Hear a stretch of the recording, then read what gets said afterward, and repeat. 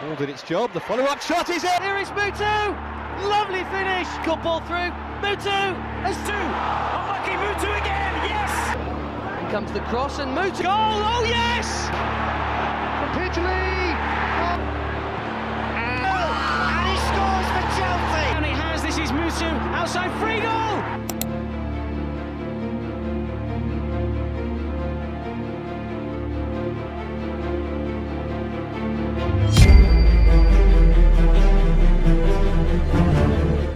Terkadang takdir menari dalam keanehan, memberikan kemenangan kepada yang paling tak terduga. Dan dari keanehan itulah lahir kisah-kisah terbaik dalam dunia sepak bola. Inilah kisah Adrian Mutu, bintang yang semestinya menyala terang, namun terperosok dalam gelapnya kehidupan. Ia memiliki bakat seperti legenda, tapi mentalitas seperti remaja yang liar dan berbahaya. Narkoba, seks, dan mafia menjadi bayang-bayang yang menggagalkan langkahnya menuju keabadian.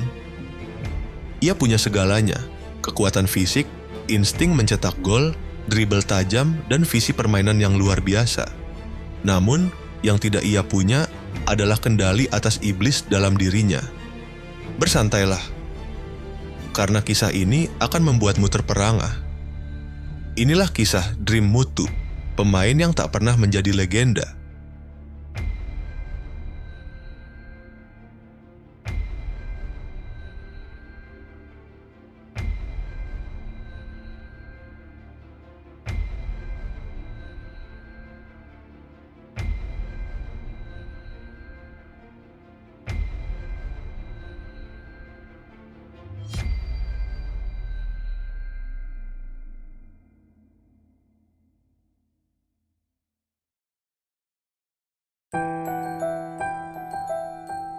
Adrian Mutu lahir pada Januari 1979 di Arges, Rumania.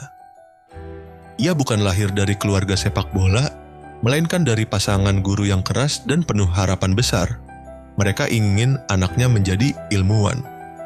Namun, darah Mutu berkata lain. Ia mencintai sepak bola. Diam-diam, ia mendaftar ke akademi lokal. Untuk beli bola dan sepatu, ia mencuri uang dari kakeknya.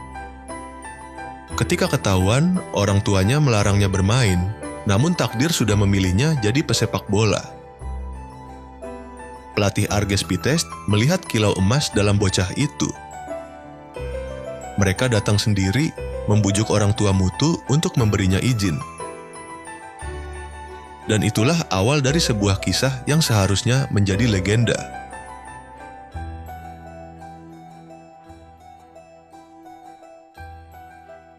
A făcut meciul turului. O partidă frumoasă care a început într-un meci al violențelor a fost până la urmă demonstrat. Di usia 17 tahun, ia debut di tim utama.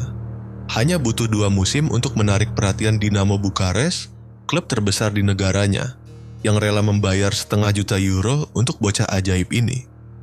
Di Dinamo, ia bersinar, 29 gol dari 40 laga, gelar liga dan piala nasional, dan status sebagai bintang masa depan. Usianya baru 19, namun mimpinya terus menanjak menuju langit Eropa. Inter Milan datang membawa €6 juta. Mutu ke Italia menyusul jejak Hagi dan mimpi masa kecilnya. Debutnya menawan mencetak gol dalam derby Milan hanya 9 menit setelah masuk. Namun, keajaiban itu singkat. Dalam 10 pertandingan berikutnya, ia gagal mencetak 1 gol pun. Lebih parah lagi, sikapnya buruk. Pelatih tak percaya, rekan tak hormat. Inter menjualnya ke Verona. Namun sebelum debut di klub barunya, ia dipanggil ke Euro di tahun 2000. Mutu, dikala itu masih 21 tahun, membela negaranya bersama idolanya. Ia tak mencetak gol, tapi permainannya membantu Rumania mencapai perempat final.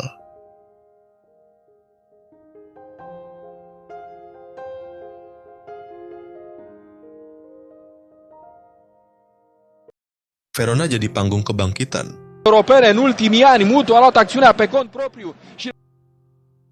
2 musim di sana, ia mencetak 17 gol dan 20 assist. Sebuah performa yang membuat Parma tertarik, dan membayar 10 juta euro untuk membawanya. Di Parma, ia bersinar terang bersama Adriano. 22 gol semusim, posisi 5 besar liga, dan status sebagai striker elit. Jalan menuju kejayaan kembali terbuka. Musim panas 2003, Chelsea membayar 19 juta euro. Roman Abramovich sedang membangun dinasti dan Mutu dianggap kunci utamanya. Ia mencetak 4 gol dalam 3 laga awal. Harapan membubung tinggi. Tapi semuanya berubah ketika Jose Mourinho datang. Mereka tak akur.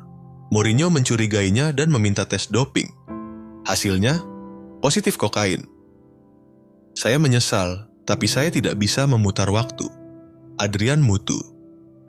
Chelsea memutus kontraknya. Ia diskors 7 bulan, didenda 20.000 pound, dan diperintahkan membayar 15 juta pound, hukuman terbesar yang pernah dijatuhkan FIFA. Skandal demi skandal muncul. Video porno bocor.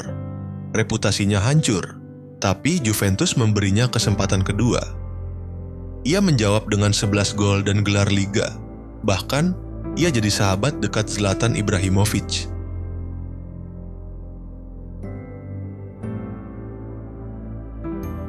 Namun, ambisinya mendorong pindah ke Fiorentina. Di sana, ia menemukan masa keemasannya. Bersama Gilardino, Mutu membentuk duet mematikan. Musim pertama, 16 gol. Musim kedua, 23 gol. Fiorentina jadi salah satu tim top Serie A. Pada 2008, ia dinobatkan sebagai pemain terbaik musim itu. Ia kembali ke Euro, kali ini sebagai pemimpin. Melawan Italia, ia mencetak gol. Lalu gagal mengeksekusi penalti lawan Buffon. Penalti yang bisa membawa Rumania ke perempat final. Tapi takdir berkata lain. Fiorentina tetap jadi rumahnya, tapi kehidupan malam mulai menggerogoti. Alkohol, pesta, wanita. Ia terbukti doping lagi, kali ini karena sibutramine dan diskors 9 bulan. Karirnya mulai meredup.